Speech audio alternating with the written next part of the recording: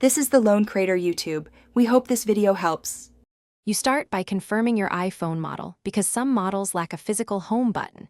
This matters for the method you use. Once done, remove any case and clean the bottom center of the front glass so the button or gesture area is visible. Now power on and unlock the phone. You need to be on the home screen to test.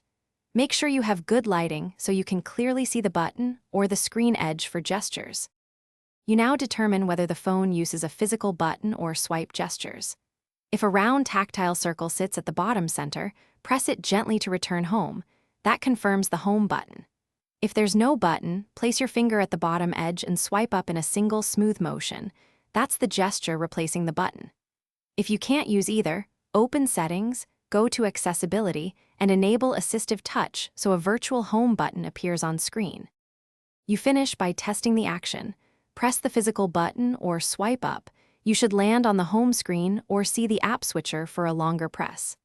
If nothing happens, restart the iPhone and try again because software glitches often cause unresponsiveness. Make sure Touch ID settings are intact if needed.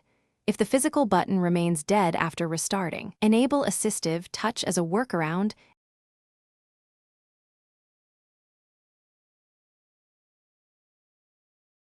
Thanks for watching.